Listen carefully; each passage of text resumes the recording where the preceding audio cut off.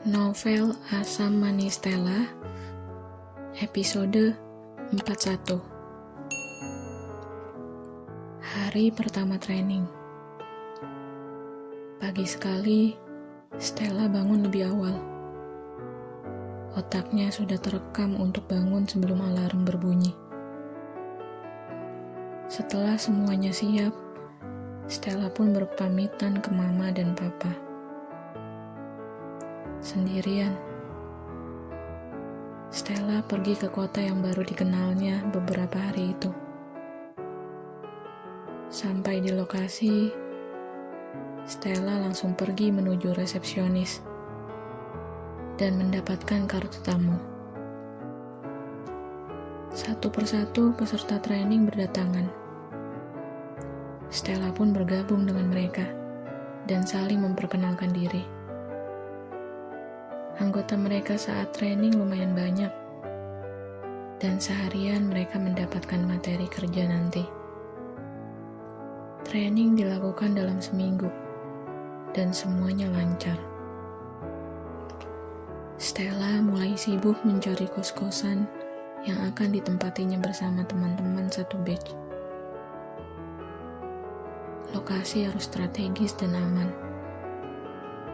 Awalnya Stella ragu untuk ngekos. Namun, mama meyakinkan untuk kos saja karena menghemat waktu. Rupanya mama mengajarkan untuk mandiri karena dunia kerja pasti akan lebih keras. Sudah waktunya Stella belajar mandiri dan belajar mengerjakan semuanya sendiri. Karena suatu hari nanti hal seperti itu akan sangat dibutuhkan. Melihat Stella adalah wanita yang nantinya akan menjadi seorang ibu. Mama selalu mengajarkan bagaimana menjadi seorang ibu. Kelak harus bisa merapikan rumah, bisa masak dan lainnya. Wanita tidak hanya perlu pintar dalam urusan rumah, tapi harus pintar juga dalam segala hal.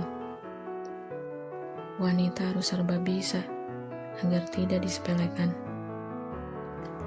Stella pun mengerti itu, dan dirinya pun memang memegang prinsip itu. Dia harus serba bisa dalam segala hal. Tidak hanya pandai bergaul, tapi harus cerdas dalam menghadapi sesuatu. Stella memang masih labil dan kekanak-kanakan. Namun, dia tipe anak yang penurut dan bisa diajak diskusi dalam hal apapun. Wawasannya luas dan dia cepat tanggap dalam mempelajari hal baru.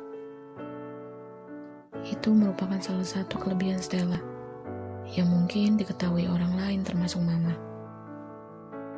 Papa selalu mengajarkannya untuk selalu penasaran dengan hal baru dan dijadikan sebuah tantangan dalam hidup. Karena selalu berada di zona nyaman saja, hidup tidak akan berkembang.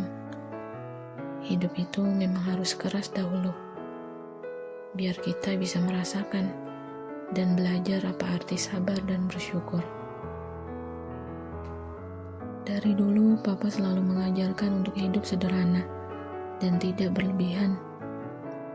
Karena sesuatu yang berlebihan, itu kadang membuat kita lupa diri dan sombong.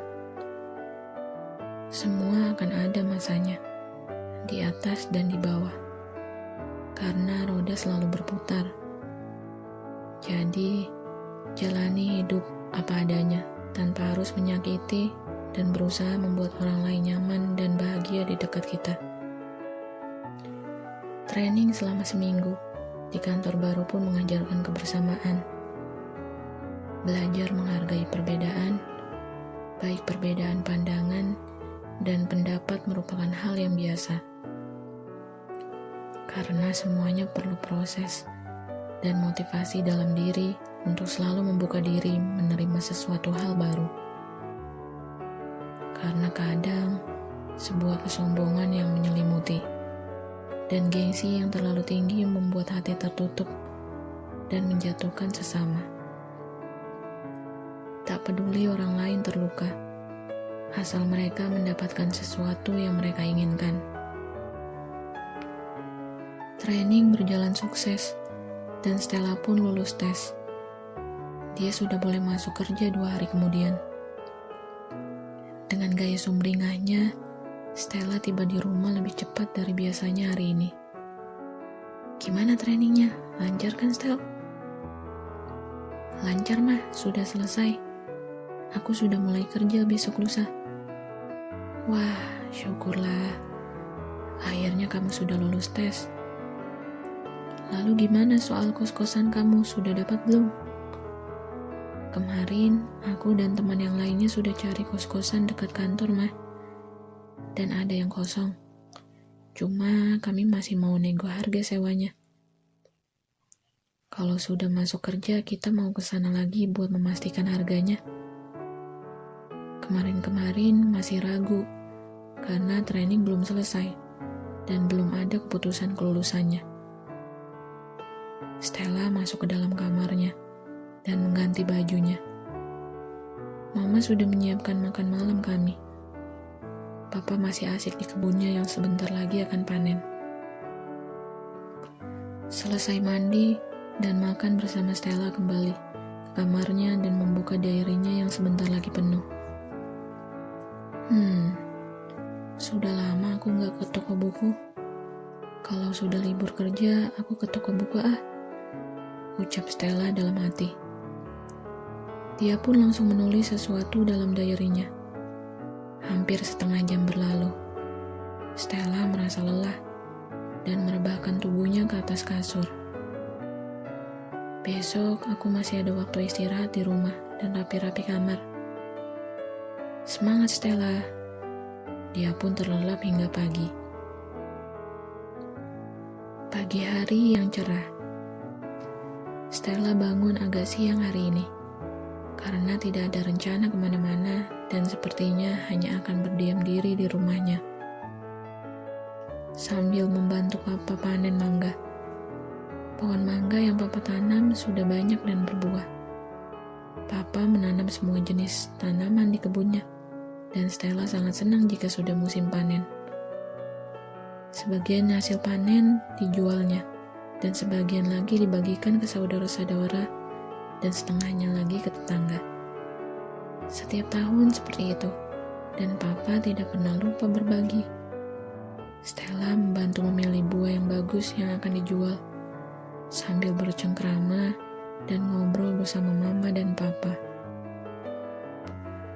Mungkin jika Stella sudah ngekos nanti, akan jarang merasakan momen seperti itu lagi. Namun, pasti setiap libur Stella menyempatkan untuk pulang. Karena Stella pun belum tahu suasana di tempat barunya nanti. Bagaimana kehidupannya di sana? Dia pun masih belum tahu. Yang jelas saat ini, Stella ingin Mama dan Papa tidak kesepian dan merasa bahagia di dekatnya. Hari itu dilalui dengan semangat dan sukacita. Papa senang sekali hasil kebunnya sudah panen. Mereka seharian sibuk merapikan semuanya. Stella suka sekali buah mangga, dan hari itu pesta mangga. Stella minta buat dibawa ke kantor ya, Pak? Iya, ambil saja buah yang belum terlalu matang, biar nanti pas dibawa nggak busuk. Iya, Pak, siap. Stella mengambil mangganya dan membungkusnya ke dalam plastik. Setelah semuanya dibereskan, Mama dan Papa kembali ke rumah. Stella pun ikut pulang. Seharian Mama dan Papa sibuk di kebun, dan Stella pun membantu. Tak terasa hari makin sore, dan sudah mulai gelap. Rupanya hujan turun dan kondisi mati lampu. Stella hanya bisa berdiam diri di ruang tengah sambil menghirup teh manis buatan Mama. Teh tubruk kesukaan Papa dan Stella selalu ikut meminumnya. Cuacanya memang sudah memasuki musim hujan dan sepertinya musim sakit juga. Stella harus menjaga kesehatannya, jangan sampai drop. Mama selalu rajin membuatkan wedang jahe jika Stella mulai terkena flu. Mama yang selalu sigap saat anak-anaknya mulai sakit dan membutuhkannya. Wanita yang tidak pernah mengeluh dan selalu sabar dalam kondisi apapun. Stella pun sangat bangga memiliki mama yang kuat dan sabar. Mungkin aku tak sehebat mama, tapi aku akan selalu berusaha menjadi seperti yang mama inginkan. Aku tak mau mengecewakan mama. Stella melamun dalam hatinya. Seolah dia mulai mencoba untuk mendewasakan dirinya. Karena hidup ke depannya akan lebih keras dan harus lebih sabar. Setelah 1 jam mati listrik, akhirnya terang juga. Lampu telah menyala. Stella pun langsung masuk ke kamarnya dan merebahkan badannya di kasur. Akhirnya aku bisa bobo.